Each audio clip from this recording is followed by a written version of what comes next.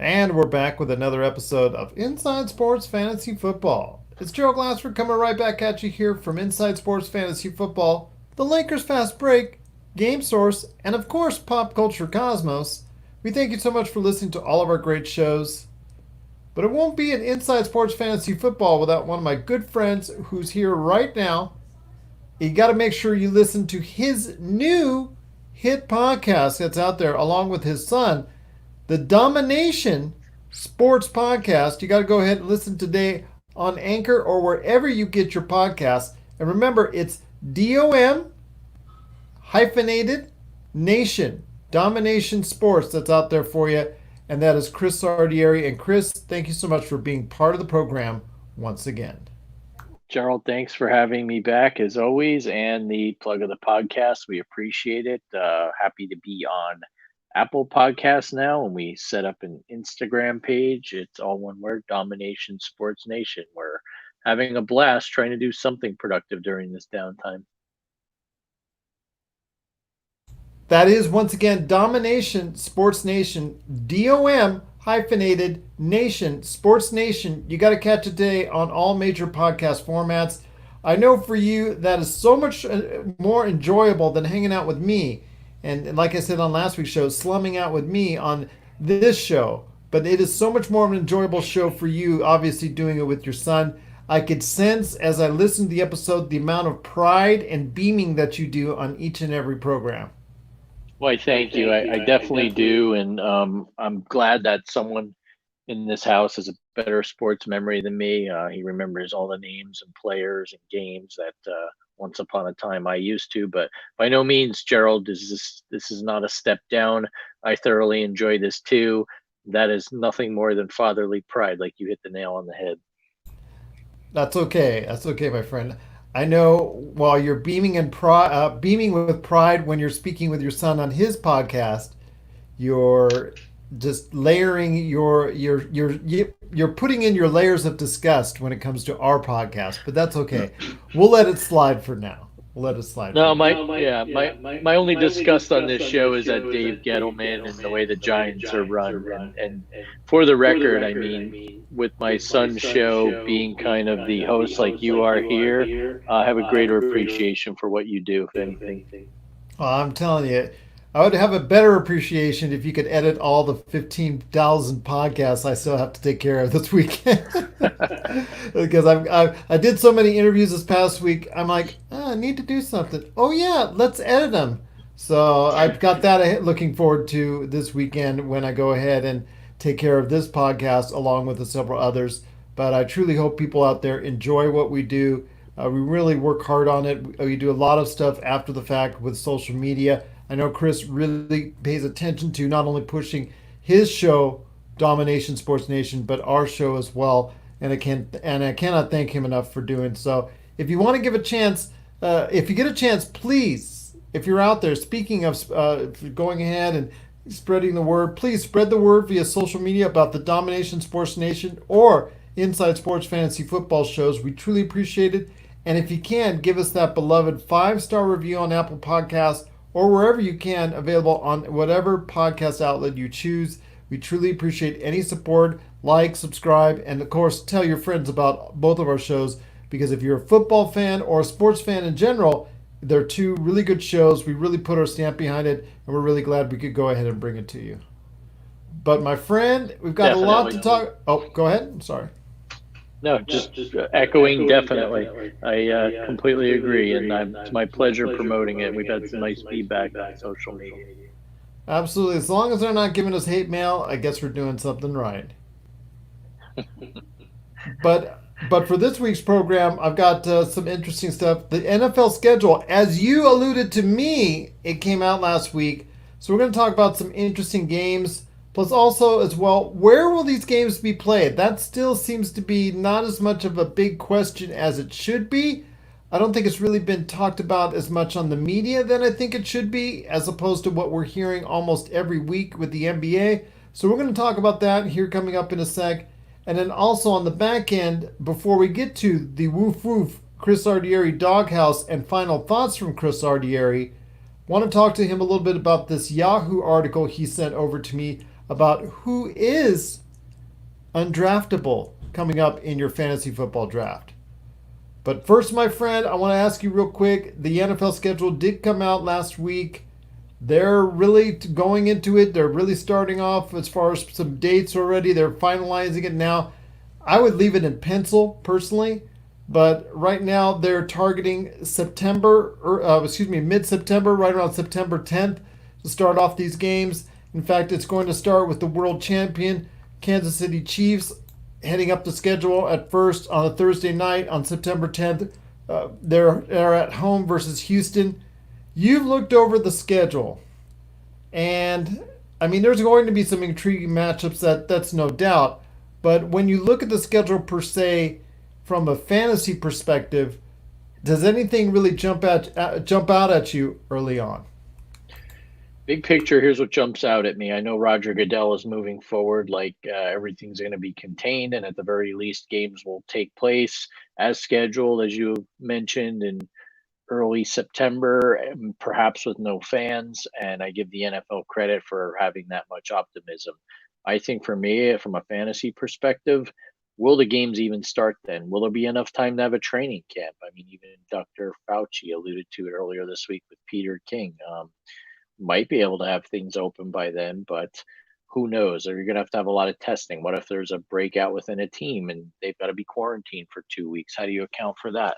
So the realist in me thinks perhaps the NFL puts it out there. They try and put their best foot forward, but they've got some sort of contingency plan, and we really don't start until maybe October, which wouldn't be a bad thing because Roger Goodell would get his wish. The season will extend on. The Super Bowl would potentially be in, who knows, late February, early March, which I think he'd love.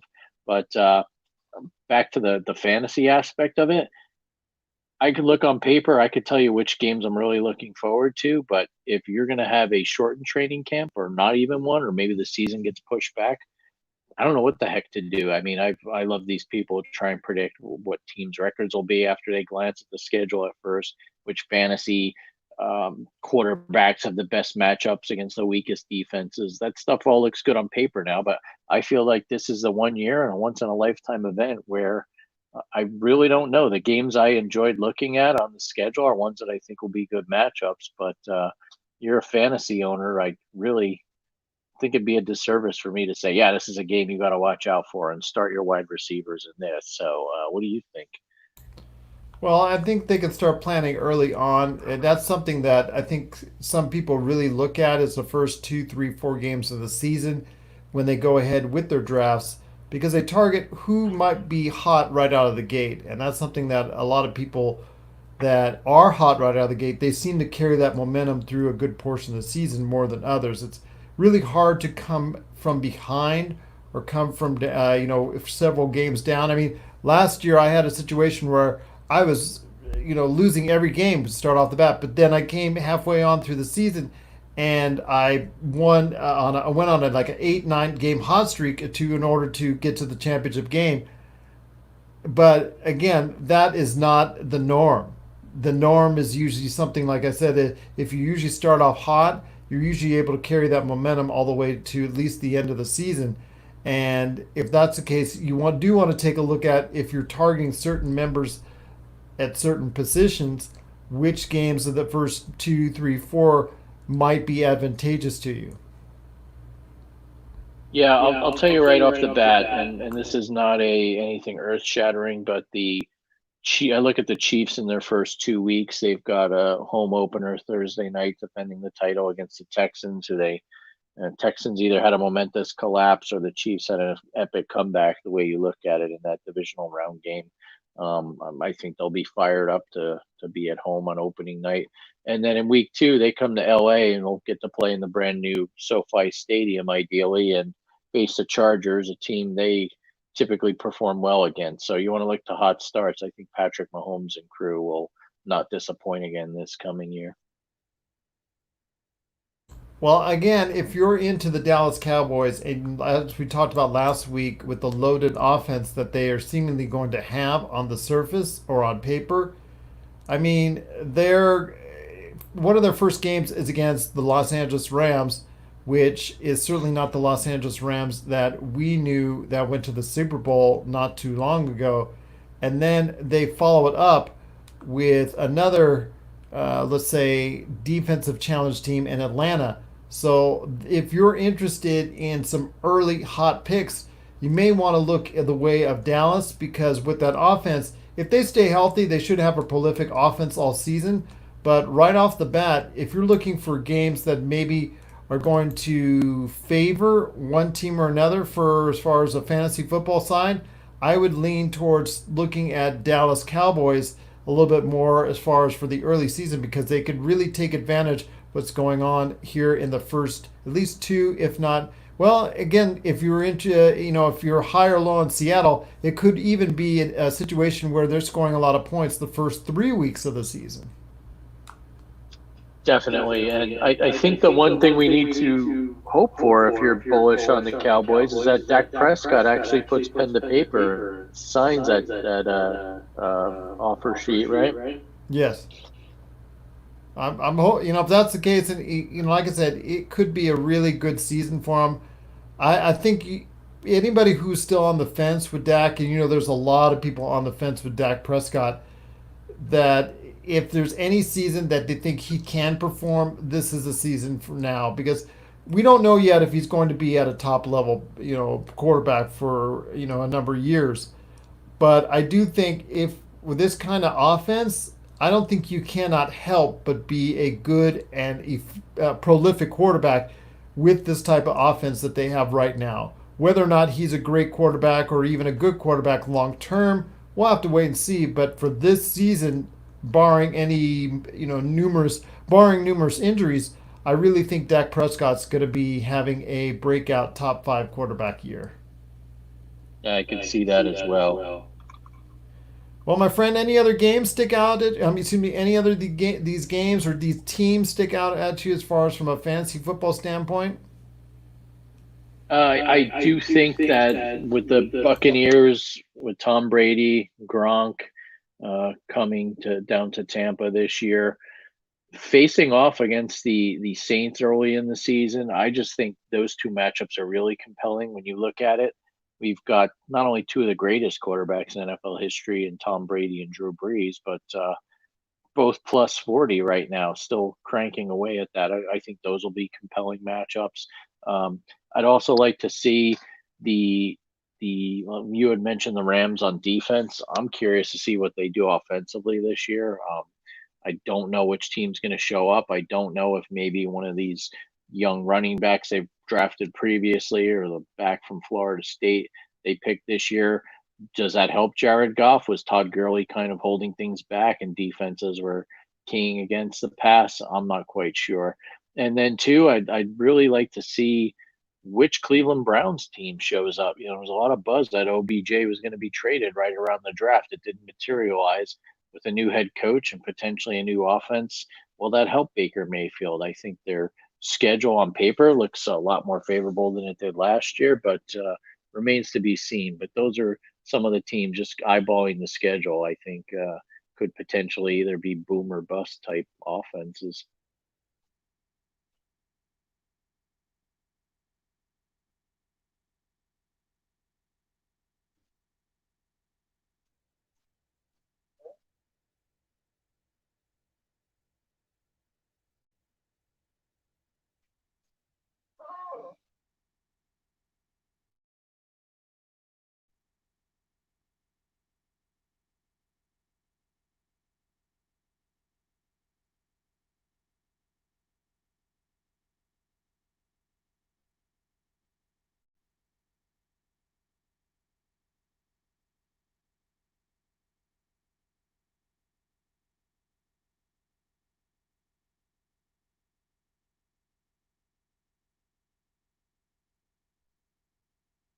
You're right. I was on mute. That's what I get for looking at the schedule.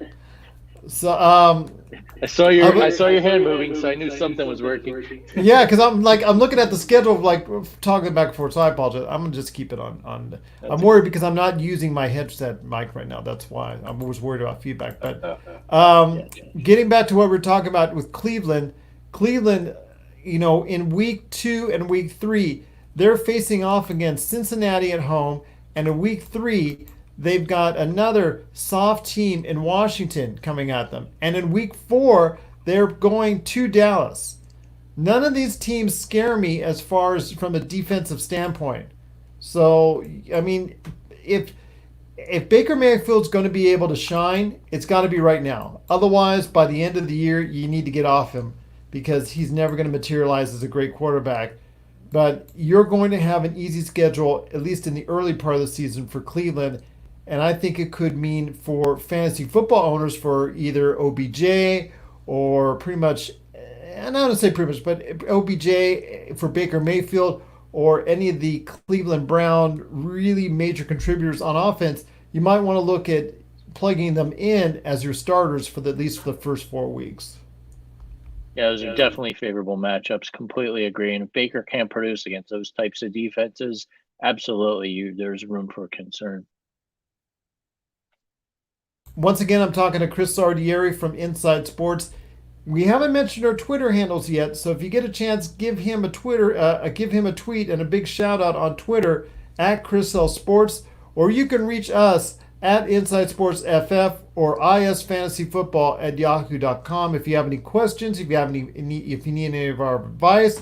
You guys and gals were so great last year as far as asking for these questions either on the air or sending it to us via email. We had these questions coming week in, week out. So if you need any more advice coming up with your draft, that again is coming not too in the not too distant future, if the NFL schedule holds true and it starts on September 10th, go ahead, give us a shout out at Chris L Sports, at Inside Sports FF, or IS Fantasy Football at yahoo.com.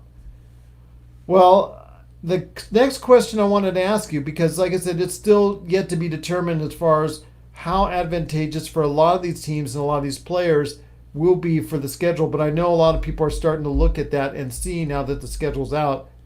I have a question. Where are these games going to be played? Because that hasn't really been talked about very much. It's been talked about a lot on the NBA side. People are saying it's going to be either or situation between Las Vegas and Orlando, whether they're going to play Eastern games in Orlando, whether they're going to play all the games in Orlando, whether they're going to play all the Western games in Las Vegas, or whether they're going to play all the games in Las Vegas. Seems to be more definitive that it's going to go one way or the other.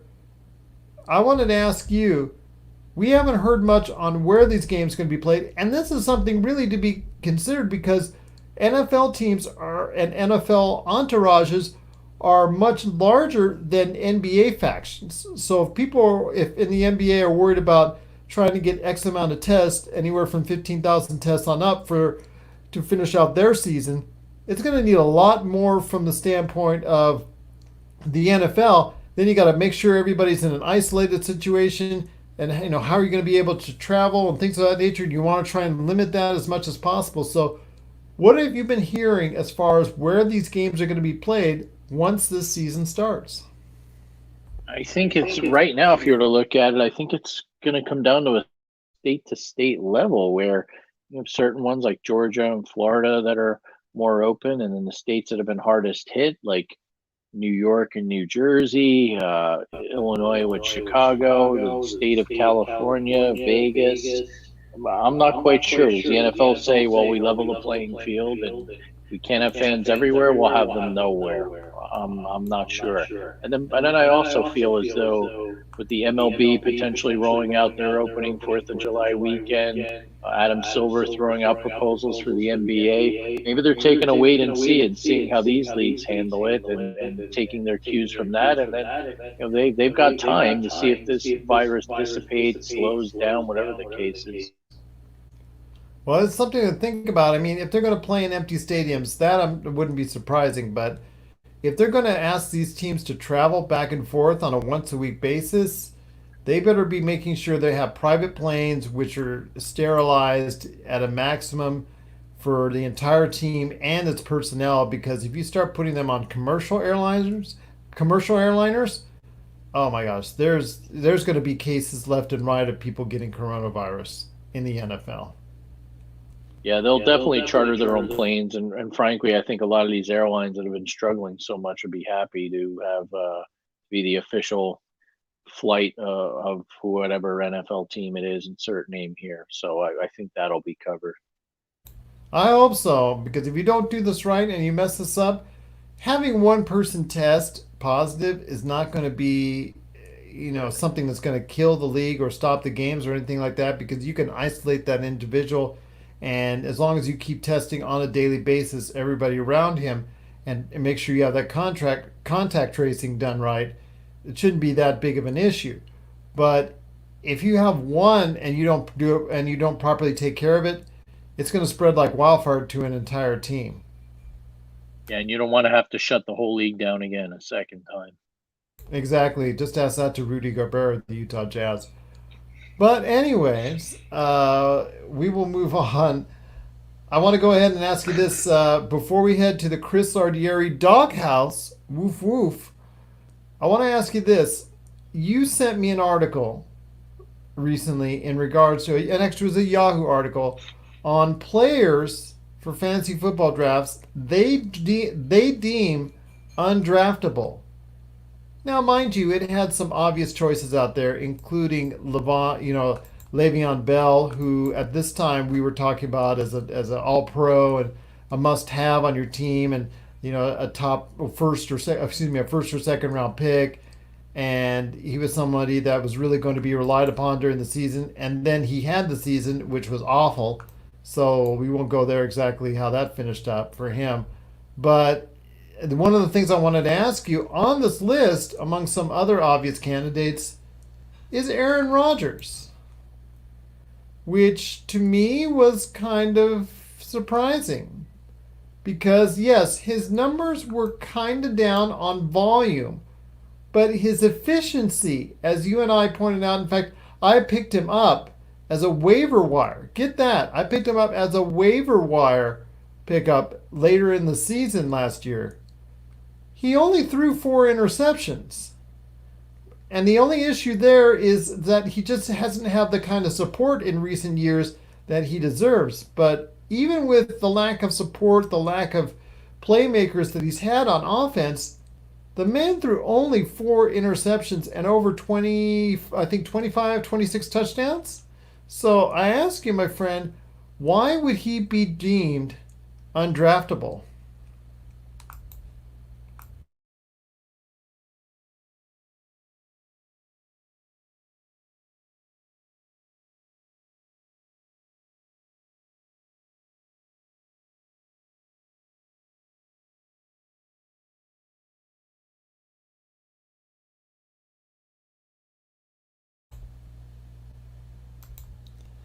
This is not a show to go down for the record books, my friend.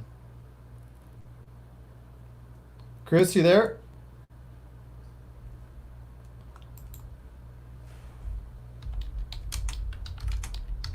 All right, Chris? sorry about that. Oh, no problem. I said this is not a show that will go down in the record books. The internet's not cooperating tonight. No, no, not, and my mute button isn't either. So I ask you, my friend, 26 touchdowns, only 4 interceptions, and that's with a lack of playmakers in the offense for Green Bay that they really didn't solve. And I will give you that. But someone who still throws so efficiently is, how do you deem him undraftable? I agree. I just think I don't know if it's clickbait or overreaction Monday or what the case is, but I I'll put it to you this way: is he going to be as prolific as he was last year? Touchdown to INT ratio? Maybe not, but the guy's going to be motivated at the very least, and that he knows his inevitable successor has been drafted in Green Bay. And frankly, given the division he plays in, I think I'd take him over people in kind of more his demographic, like Drew Brees and Tom Brady. I think there are a lot of questions about those guys. And Rodgers has been very durable. Knock on wood, he hasn't had any injury problems. So I don't agree with that either. Just doesn't make any sense to me. I mean, like I said, even with a lack of playmakers, he was still able to throw 26 touchdowns. And mind you, that's not as much or anywhere near, what some of the other quarterbacks were doing. In fact, you and I had an episode last year on what was going on with Aaron Rodgers because of his lack of touchdowns. but I don't think it's based on his end because you see the accuracy is still there. When you're only throwing 4 interceptions, that to me is very efficient. I mean, Tyrod Taylor, that is going to be playing quarterback for the Los Angeles Chargers. I mean, the reason why he is still considered possibly, a decent reach as a backup fantasy football quarterback is the fact he doesn't throw interceptions. So to me, efficiency is something that I look at because yes, yardage and touchdowns are great, but interceptions, if they start to pile up, they can really hurt you at the quarterback position. Just ask our friend Baker Mayfield. Absolutely. Gunslinger Baker Mayfield or Jameis Winston, who, I mean, he threw more, I think he threw for more yards than anybody in the NFL. But because of the fact he threw 30 interceptions to 30 touchdowns, a lot of his positive work on the field got negated by interception after interception. Think about that. That's minus 60 points he put up against himself last year. And all it takes is just a little bit more time, more thought, play. Look on the field to see if you can go ahead and make a better pass. But again, that's a decision making out there. I think that's why Aaron Rodgers is still a draftable player because he has that foresight on the field and that he has that ability to go ahead and still make those plays. But again, it's very limited because of the options that he has. So that tells me when you have a quarterback that's so efficient and you still are only able to go ahead and give him so much. He was maximizing every little bit that he could out of the lackluster offense for the Green Bay Packers. It just amazes me that the Green Bay Packers didn't draft or get free agents around him or just load up with an offense that could be very much more supportive in an offense that he deserves to be because you have a quarterback that can really still get it done. Completely agree. And unless the Packers think they have some diamond in the rough option at wide receiver that we're not paying attention to or we don't know about, I'm scratching my head just as much as you and Packer fans everywhere.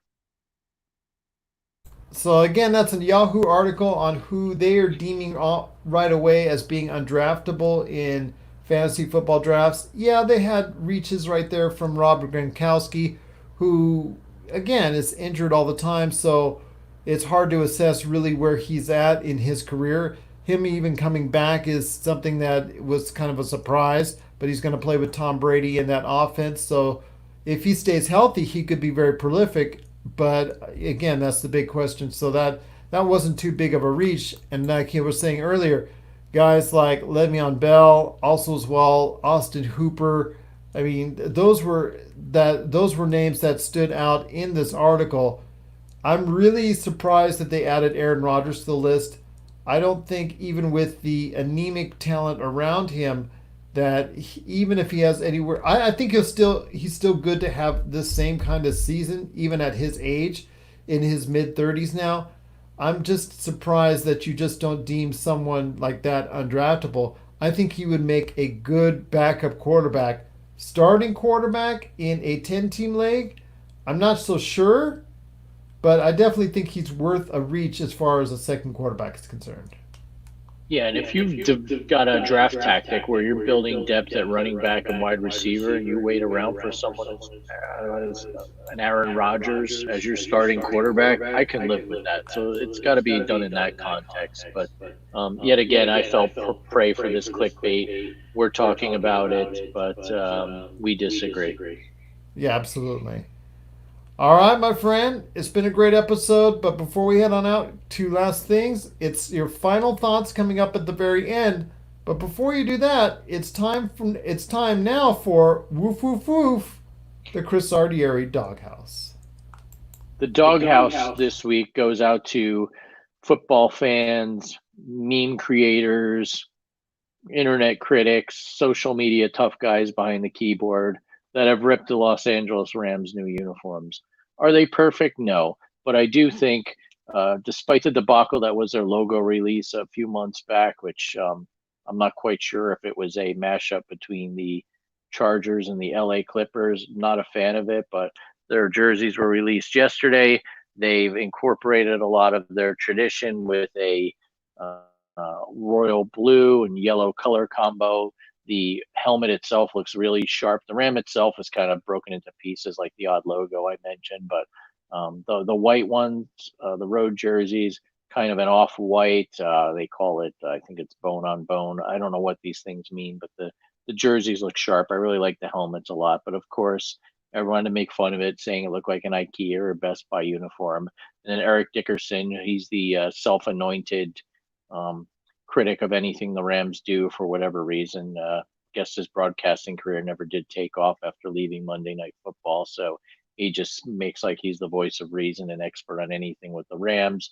Ripped them today, but I kind of like them. I mean, I was afraid they'd change it up or still incorporate that hideous gold, which I was never a fan of, but they've got the blue, they've got the yellow. I think it looks pretty cool. And given how some of these teams tinker with their uniforms every so often, like the Falcons, I'm not a fan of that reboot this year, but all in all, I like the Rams. So everyone that criticizes it, you can criticize me. I really don't care, but I think it was a good attempt to look to the future and take a nod to their past. I don't think they're bad uniforms. I thought like kind of like a little bit brighter. I think it's trying to look a bit more modern. I don't think it's a bad thing. I think it's much better than what I saw, like you and I were talking about and discussing what about a month or two ago.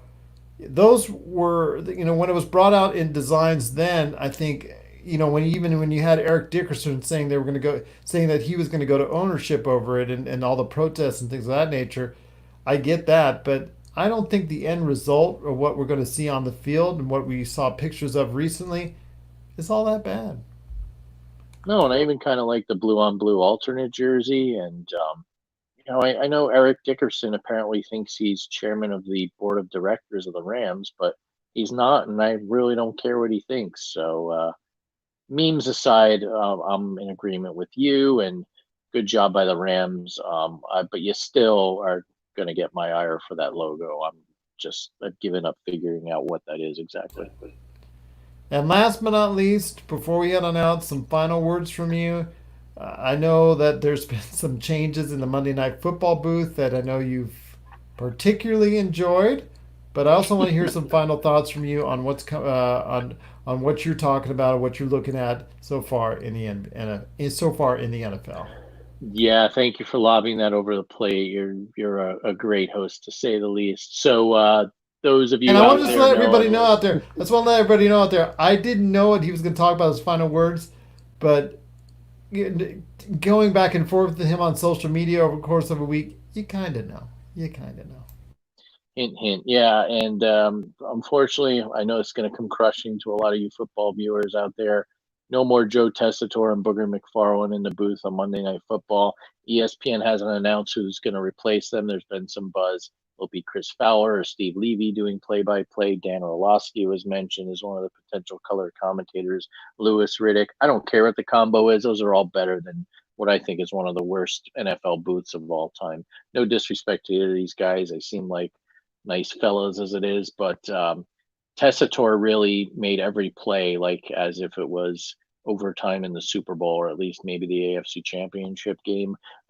There was a Monday night game against the Giants this past year where he kept screaming about Boston Scott, some unknown running back that was running all over the Giants as if he was a second coming of, I don't know, Wilbert Montgomery. But he was just too hyped up, and then Booger's just being Booger. He loved babbling, loved talking about what guys got paid and trying to justify why they got paid this, making random observations, babbling when he didn't need to. So, I mean, he even haunted us one last time on the NFL draft. We won't have to hear him again. Thank you, ESPN. And then finally, in conclusion, look, I'm happy the NFL released their schedule, but I don't see how a league that is not nearly as dependent on the gate and fans being in the stands as a lot of the other professional leagues are. But how are you going to justify having no fans in the stands if you're a Stan Kroenke or a Dean Spanos in LA? I mean, their first two games in that new SoFi Stadium, $5 billion, mind you. The Rams are supposed to host the Cowboys on Sunday Night Football. The following week, the Chargers are hosting the defending Super Bowl champs, and the arguably best player in the league, Patrick Mahomes. Vegas looking to have their first home game of the year, a Monday nighter against the Saints, and that spanking new Allegiant Stadium. I don't know how you can justify that. Those three owners, that are the two I mentioned, and Mark Davis, I'm sure they're going to get in Goodell's ear and say, "Is there any way we could push this back a little so we can have fans in the stands?" So I don't know how they're going to do it, but yet again, I think the almighty dollar will talk, and it's nice of Roger Goodell to be optimistic for once. But unless we see some dramatic change in what's going on in this country, I don't know how they're going to pull it off this early. Well, if there's a will, and even if there's not, the NFL probably will try to find a way. That we've seen. That we've seen, my friend. That we have. If you have any questions for us, once again, please share us your thoughts at Chris L Sports on Twitter, at Inside Sports FF on Twitter for us, or isfantasyfootball at yahoo.com. And don't forget, please like, share, subscribe, 5-star, anything you can do to support this podcast. We truly appreciate it. And don't forget about the Dom hyphenated Nation Sports Nation podcast, now available on Anchor or wherever you get your podcasts. Well, my friend, it's been a great episode. I cannot thank you enough for hanging around with me one more time. Looking forward to more great NFL news and also fantasy football news right here on Inside Sports Fantasy Football.